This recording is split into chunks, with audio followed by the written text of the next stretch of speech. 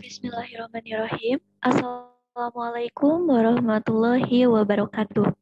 Selamat pagi Bapak, Ibu, dan rekan-rekan kelas 2 DPGST yang kami hormati. Puji syukur Alhamdulillah kita masih diberi kesempatan dan kesehatan untuk dapat beraktivitas seperti sedia kala. Sebelum kami memaparkan materi, alangkah baiknya kami memperkenalkan diri terlebih dahulu.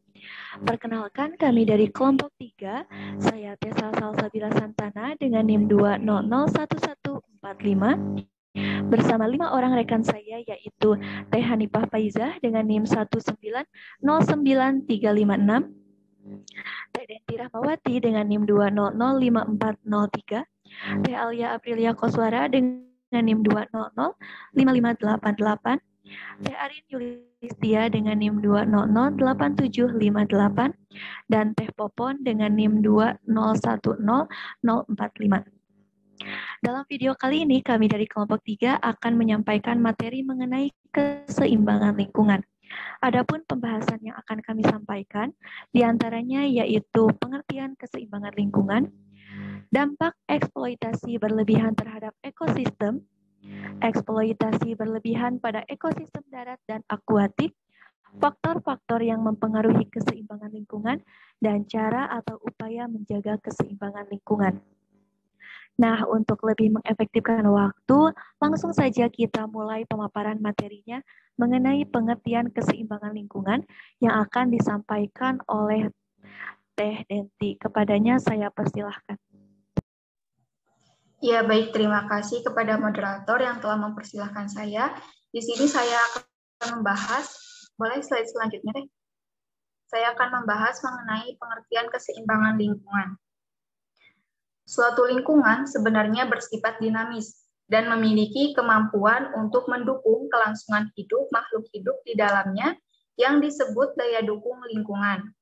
Lingkungan juga memiliki kemampuan untuk mengembalikan kondisi lingkungan ke keadaan seimbang ketika lingkungan mendapat gangguan atau kerusakan sampai batas tertentu yang disebut daya lenting lingkungan.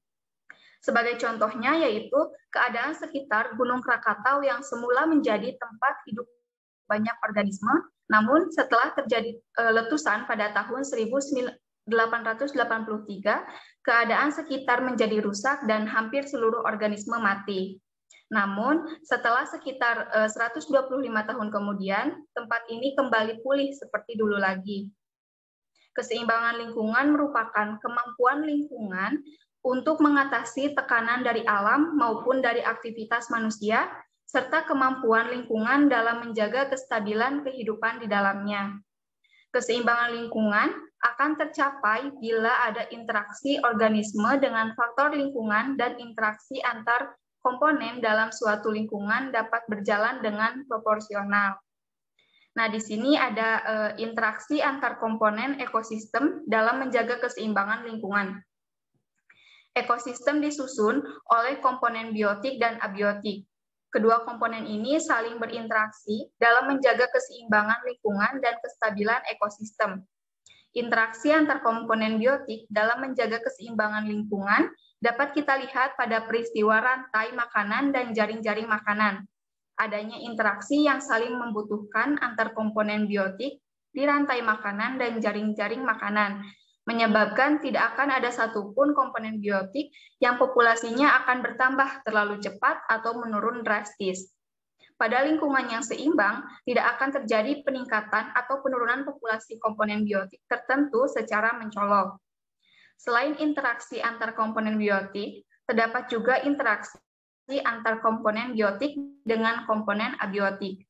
Keseimbangan lingkungan akan tercipta bila interaksi antar komponen biotik dan abiotik berjalan dengan sesuai dan berkesinambungan. Faktor-faktor lingkungan seperti suhu, air, intensitas cahaya, kelembapan, salinitas, dan perubahan kondisi lingkungan juga dapat mengancam keseimbangan lingkungan. Mungkin itu yang dapat saya sampaikan. Saya kembalikan kepada moderator. Terima kasih. Oke, terima kasih kepada Teh Denti yang telah menyampaikan materinya. Yang selanjutnya mengenai pembahasan suksesi akan disampaikan oleh Teh Popon. Kepadanya saya persilahkan. Ya, terima kasih atas kesempatannya. Apakah suaranya terdengar jelas? Terdengar, Teh. Ya, terima kasih. Yang selanjutnya yaitu suksesi.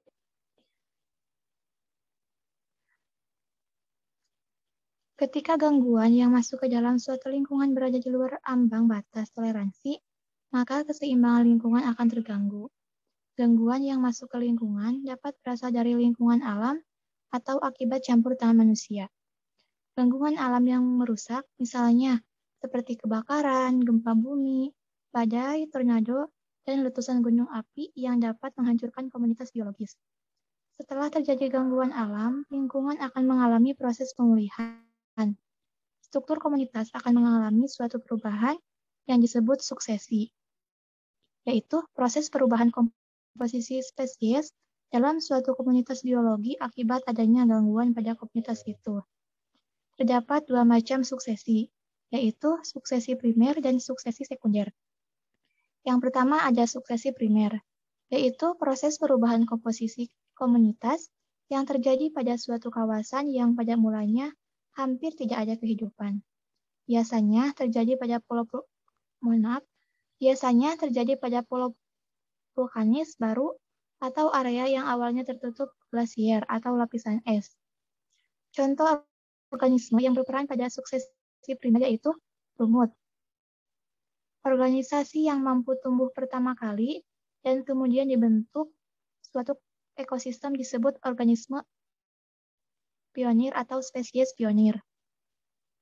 Yang kedua ada suksesi sekunder, yaitu proses perubahan komposisi komunitas yang terjadi pada area yang mulanya ada kehidupan, tetapi kemudian mengalami beberapa gangguan yang menyebabkan hilangnya komunitas yang ada di daerah atau di area tersebut. Contohnya yaitu hutan yang mengalami penebangan. Kemudian ada komunitas klimaks.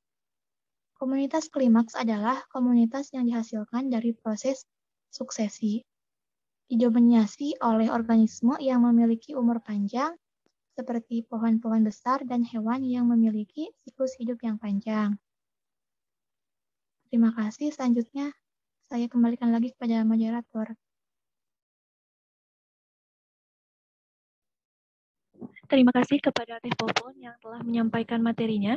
Untuk yang selanjutnya, kita masuk ke dalam pembahasan dampak eksploitasi yang berlebihan terhadap ekosistem yang akan disampaikan oleh Teh Hanifah. Kepadanya saya persilahkan.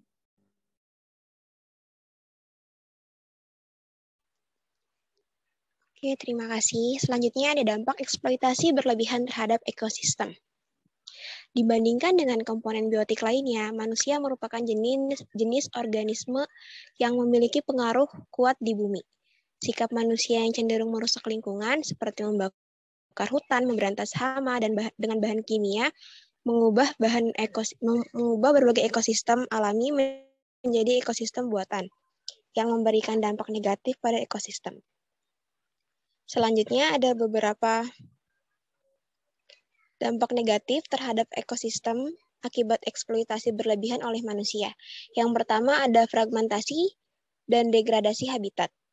Meningkatkan populasi penduduk dunia menyebabkan semakin banyak lahan yang dibutuhkan untuk mendukung kesejahteraan manusia. Seperti yang dibutuhkan untuk mendukung kesejahteraan manusia, seperti lahan untuk pertanian, tempat tinggal, industri, dan sebagainya. Fragmentasi habitat misalnya terjadi pada kawasan yang ditebang atau dirambah, sehingga menyisakan kawasan hutan kecil. Hutan yang ditebang atau dirambah memberikan dampak, antara lain perubahan pada struktur komunitas hutan dan kematian pohon yang berada di pinggiran hutan, akibat tingginya paparan angin dan cahaya matahari. Fragmentasi dan degradasi habitat menyebabkan munculnya masalah lain seperti kematian organisme karena hilangnya sumber makanan dan tempat tinggal, dan menurunnya keanekaragaman sumber makanan dan tempat tinggal, dan menurunnya spesies pada habitat tersebut. Yang kedua ada tergantungnya aliran energi di dalam ekosistem. Ekosistem alami yang dirusak dan dirubah menjadi ekosistem buatan dapat menyebabkan terjadinya perubahan aliran energi dalam ekosistem tersebut. Contohnya, ketika proses penebangan atau pembakaran hutan selesai, maka kawasan hutan kemudian ditanami dengan satu jenis tumbuhan.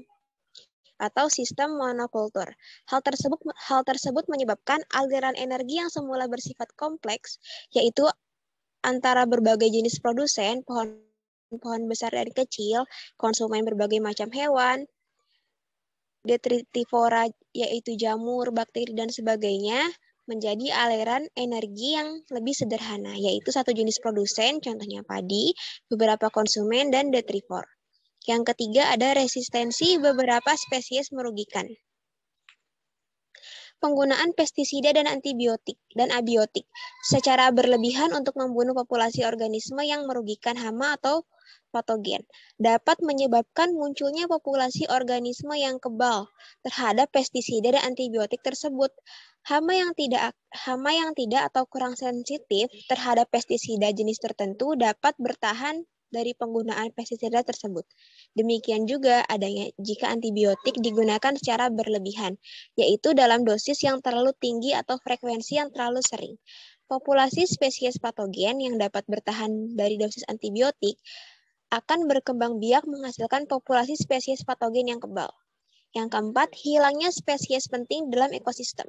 Setiap organisme memiliki peran penting di dalam suatu ekosistem. Contohnya, di dalam ekosistem sawah, hilangnya keberadaan predator seperti burung, ular, dan sebagainya, yang dapat meningkatkan populasi organisme lain. Misalnya tikus makan padi akan menurun dan hasil panen akan berkurang. Yang kelima, introduksi spesies asing. Introduksi atau masuknya spesies dari suatu ekosistem ke dalam ekosistem lainnya. Biasanya bertujuan untuk meningkatkan tingkat kesejahteraan manusia, namun introduksi spesies asing juga dapat merugikan karena terkadang di dalam ekosistem yang baru, spesies tersebut tidak memiliki predator alami. Sehingga serangga yang merupakan predator tanaman eceng gondok dan dapat mengendalikan populasi eceng gondok di perairan tidak hidup di Indonesia. Yang keenam, berkurangnya sumber daya alam yang terbaharui. Seperti kayu, tanduk, gading, dan sebagainya merupakan sumber daya alam yang dapat diperbarui. Walaupun memiliki sifat dapat diperbaharui, penggunaan dan eksploitasi secara berlebihan dapat menurunkan jumlah dan kualitas baik semakin berkurang. Hal tersebut menyebabkan kualitas kayu dan tingkat regenerasi semakin menurun. Yang ketujuh, ada tergantungnya daur materi di dalam ekosistem. Seiring dengan meningkatnya jumlah penduduk, tingkat aktivitas manusia juga akan ikut meningkat. Meningkatnya aktivitas manusia di dunia berpengaruh terhadap daur biogeokimia. Sebagai contoh, daur karbon yang terganggu akibat semakin banyaknya penggunaan bahan bakar.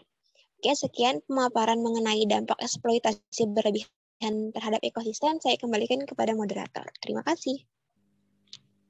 Oke, baik. Terima kasih kembali kepada Teh Hanifah yang telah menyampaikan materinya dengan rinci. Yang selanjutnya yaitu eksploitasi berlebihan pada ekosistem darat dan akuatik yang akan disampaikan oleh saya sendiri. Untuk yang pertama, ada ekosistem darat. Ekosistem darat mencakup seluruh bioma yang terdapat di daratan. Bioma yang ada di seluruh belahan bumi yaitu hutan, padang rumpun, taiga, tundra, gurun, dan sebagainya.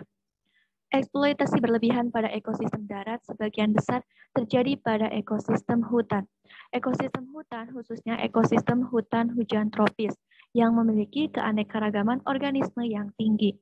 Di dalamnya terdapat berbagai macam organisme yang masing-masing memiliki peran penting bagi keseimbangan ekosistem. Selain itu, di dalam ekosistem hutan terdapat berbagai macam potensi yang bermanfaat bagi kesejahteraan manusia.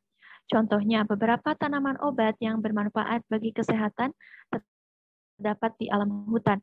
Salah satu peran penting keberadaan hutan bagi organisme di bumi yaitu keberadaan pohon-pohon dan tumbuhan lain yang dapat menyediakan gas oksigen bagi organisme di dunia. Sejalan dengan banyaknya manfaat yang dihasilkan dari ekosistem hutan, maka semakin banyak juga manusia yang menggunakan sumber daya hutan untuk kesejahteraan hidupnya.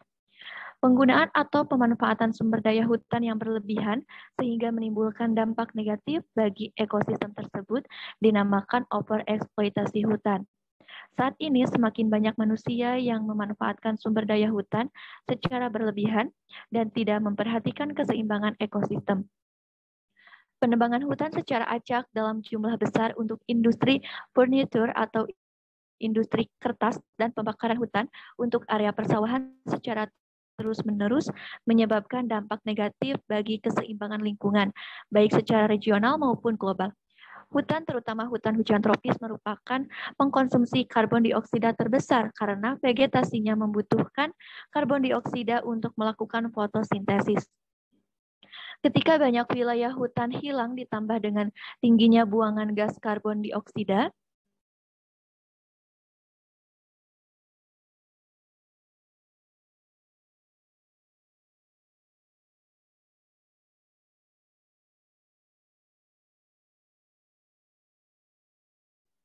mohon maaf, saya lanjutkan. Ketika banyak wilayah hutan hilang ditambah dengan tingginya buangan gas karbon dioksida dari berbagai aktivitas manusia, maka gas karbon dioksida akan terakumulasi di atmosfer. Adanya karbon dioksida dalam jumlah berlebih di atmosfer dapat menimbulkan terjadinya kenaikan suhu udara secara global sehingga dapat mengubah pola iklim bumi. Salah satu efek dari peningkatan suhu global adalah mencairnya es di kutub. Bila es mencair, maka permukaan air laut akan naik yang dapat mempengaruhi keseimbangan ekologis di seluruh bumi. Kebakaran hutan dan penebangan pohon secara dalam jumlah besar menyebabkan hilangnya habitat makhluk hidup yang tinggal di dalamnya. Akibatnya, banyak organisme yang mati karena tidak adanya tempat untuk bereproduksi dan hilangnya sumber makanan. Dampak lain yang dapat ditimbulkan dari eksploitasi ekosistem hutan secara berlebihan adalah hilangnya daerah resapan air. Hutan merupakan daerah resapan air hujan yang paling besar karena akar pohon-pohon dan tumbuhan hutan lainnya mampu menyerap dan menyimpan air. Hilangnya populasi tumbuhan di hutan dan daratan lainnya menyebabkan air hujan yang jatuh ke tanah tidak terserap, tetapi ikut terbawa bersama tanah menuju perairan atau disebut dengan peristiwa erosi. Sebagai akibatnya, tanah menjadi tandus dan kering. Untuk yang kedua, ada ekosistem akuatik. Tidak hanya ekosistem darat yang dapat mengalami eksploitasi berlebihan. Ekosistem akuatik seperti laut, sungai, danau, dan perairan lainnya dapat mengalami hal yang serupa. Eksploitasi sumber daya akuatik dapat berupa penangkapan organisme laut secara berlebihan. Penangkapan organisme laut seperti ikan, konsumsi maupun ikan hias dan pengambilan terumbu karang dapat menyebabkan terganggunya keseimbangan lingkungan di ekosistem laut. Organisme yang beragam hidup di terumbu karang. Namun terumbu karang demikian rapuh terhadap kerusakan karena pertumbuhannya lambat, mudah terganggu dan hanya hidup pada perairan yang dangkal, hangat, dan bersih. Terumbu karang hanya dapat hidup pada perairan dengan suhu 18-30 derajat Celcius. Kenaikan suhu sebesar 1 derajat Celcius dari batas maksimum dapat menyebabkan kerusakan terumbu karang. Rusaknya terumbu karang akan menyebabkan hilangnya tempat tinggal bagi organisme yang ada pada ekosistem terumbu karang. Ancaman lain yang dapat mengganggu ekosistem perairan adalah penggunaan ekosistem perairan sebagai daerah wisata. Penetapan daerah wisata perairan dapat dikatakan sebagai eksploitasi karena apabila daerah wisata tersebut tidak dikelola dengan baik, maka akan mengganggu keberadaan organisme yang ada di ekosistem tersebut. Sebagai contoh, daerah wisata pantai di Bali atau wilayah Jakarta bagian utara yang ekosistem alaminya telah terganggu oleh aktivitas manusia yang berlebihan. Kedua pantai tersebut telah tercemar oleh sampah yang dibuang pengunjung tempat wisata tersebut. Sekian pemaparan materi yang saya dapat sampaikan. Untuk yang selanjutnya akan disampaikan oleh Teh Arin mengenai faktor-faktor yang mempengaruhi keseimbangan lingkungan. Kepada Teh Arin, saya persilahkan. Baik, terima kasih kepada moderator yang telah mempersilahkan saya untuk membawakan materi mengenai faktor penyebab gangguan keseimbangan lingkungan. Keseimbangan lingkungan dapat terwujud apabila keselarasan antara faktor abiotik dan biotik. Jika terjadi gangguan pada kedua faktor tersebut, keseimbangan lingkungan pun menjadi terganggu. Pun faktor penyebab gangguan keseimbangan lingkungan dapat dibedakan menjadi dua, yaitu ada faktor alami dan ada faktor manusia. Untuk faktor alami yang menyebabkan gangguan keseimbangan lingkungan, yaitu peristiwa alam seperti bencana alam. Nah, bencana alam ini dapat berupa letusan gunung berapi, banjir, tanah longsor, kebakaran hutan, badai, dan tsunami yang dapat mengakibatkan terputusnya rantai makanan. Untuk faktor yang kedua ada faktor manusia. Dibanding komponen abiotik lainnya, manusia mempunyai pengaruh terhadap sistem ekologi dan keseimbangan lingkungan di bumi ini dengan kemampuannya untuk mengembangkan ilmu dan teknologi. Manusia mempunyai pengaruh yang sangat besar untuk meningkatkan ekosistem maupun memusnahkan ekosistem tertentu. Demi memenuhi kebutuhan hidupnya, manusia mampu mengubah lingkungan sesuai dengan yang diinginkan. Misalnya dengan mengeksploitasi sumber daya alam tanpa memikirkan dampaknya. Nah, di sini terdapat beberapa kegiatan manusia yang dapat secara langsung mempengaruhi keseimbangan ekosistem. Nah, yang pertama ada penebangan pohon-pohon di hutan dan pembakaran hutan. Penebangan pohon-pohon di hutan ini akan merusak ekosistem hutan dan menghilangkan fungsi tumbuhan sebagai penahan air dan penghasil oksigen. Untuk pembakaran hutan dapat berakibat terbunuhnya berbagai jenis organisme hutan yang mempunyai peran untuk mempertahankan keseimbangan ekosistem. Untuk yang kedua ada perburuan hewan hutan yang tidak terkendali, termasuk jual beli hewan langka yang dilindungi.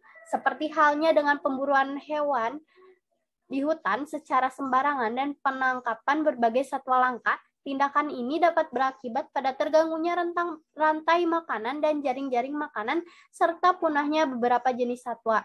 Nah, rantai makanan sebagai bagian dari jaring-jaring makanan pada sebuah ekosistem ini tidak akan terputus selama semua bagian dari rantai tersebut tetap berperan. Rantai makanan akan terus terbentuk selama makhluk hidup penyusunnya ada. Nah, jika salah satu dari penyusun rantai makanan tersebut tidak ada karena berbagai faktor, maka penyusunan rantai makanan lain akan terganggu. Jika salah satu rantai makanan terganggu, maka jaring-jaring makanan pun akan terganggu.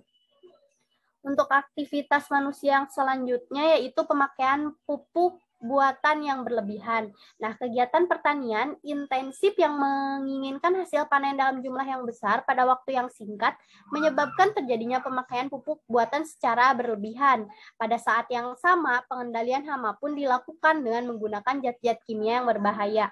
Kedua kegiatan ini tentunya dapat merusak tanah sebagai tempat sumber makanan dan tempat tinggal berbagai jenis organisme. Nah, penggunaan insektisida buatan juga dapat membunuh hewan-hewan selain hama yang mempengaruhi keseimbangan ekosistem. Untuk kegiatan yang selanjutnya ada kegiatan pembuangan sampah dan limbah secara sembarangan, serta beberapa kegiatan lainnya yang mencemari lingkungan.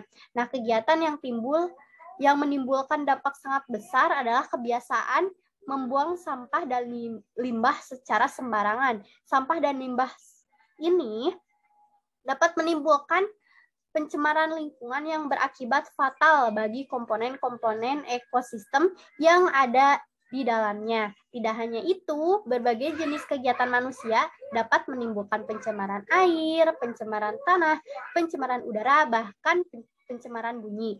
Nah, semua hal itu menyebabkan terganggunya keseimbangan ekosistem. Sekian yang dapat saya sampaikan. Saya kembalikan lagi kepada moderator. Terima kasih. Baik, terima kasih kembali kepada Teh Arin yang telah menyampaikan materinya. Untuk yang selanjutnya, kita akan masuk ke dalam materi yang terakhir, yaitu cara atau upaya menjaga keseimbangan lingkungan, yang akan disampaikan oleh Teh Alia. Kepadanya, saya persilahkan. Ya, baik. Terima kasih kepada moderator yang sudah mempersilahkan. Materi yang terakhir adalah cara dan upaya menjaga keseimbangan lingkungan. Yang pertama ada lingkungan rumah. Lingkungan yang paling dekat dengan kita tentunya adalah lingkungan rumah. Berikut ini adalah kegiatan yang dapat kita lakukan sebagai upaya menjaga keseimbangan lingkungan. Yang pertama adalah mengurangi penggunaan bahan kimia berbahaya. Ada banyak bahan kimia yang dapat mencemari lingkungan, seperti deterjen rumah tangga dan plastik yang membutuhkan waktu lama agar bisa diurai. Contoh nyata yang bisa kita lakukan untuk mengurangi dampak pencemaran lingkungan adalah menggunakan deterjen ramah lingkungan dan mengurangi penggunaan kantong plastik pada saat berbelanja dengan cara membawa kantong atau tas belanja dari rumah yang dapat digunakan berkali-kali. Yang kedua, mengurangi produksi sampah rumah tangga. Produksi sampah rumah tangga dapat dikurangi dengan berbagai cara. Misalnya, mengurangi sampah kemasan produk dengan membeli produk berukuran besar yang dapat digunakan per bulan dan membeli produk yang dapat diisi ulang. Yang ketiga, memilah dan memilih sampah. Kegiatan memilah dan memilih sampah dapat dilakukan dengan cara memisahkan sampah menjadi 3 kategori, yakni organik, anorganik, dan logam atau kaca. Setelah dipilah, sampah organik dapat dijadikan pupuk kompos, sedangkan sampah anorganik, jika memungkinkan, dapat didaur ulang atau digunakan kembali. Yang keempat, menghemat penggunaan air. Penghematan air dapat dilakukan dengan cara mematikan keran air yang sedang tidak digunakan, mencuci pakaian atau peralatan makan apabila jumlahnya sudah memenuhi, serta mandi dengan air yang cukup. Yang kelima, menghemat penggunaan listrik. Penghematan listrik dapat dilakukan dengan cara beralih menggunakan barang-barang elektronik yang mempunyai daya rendah, misalnya lampu LED atau TEL. Kemudian mematikan lampu ketika tidak memerlukan cahaya penerangan seperti saat di siang hari, dan mematikan lampu jika hendak tidur. Selain itu, kita juga dapat mengurangi atau menghindari penggunaan listrik yang tidak diperlukan pada pukul 5 sore sampai 10 malam. Hal itu dikarenakan pada jam-jam tersebut, penggunaan listrik global sedang meningkat lebih banyak daripada siang hari. Yang keenam, menghemat penggunaan kertas.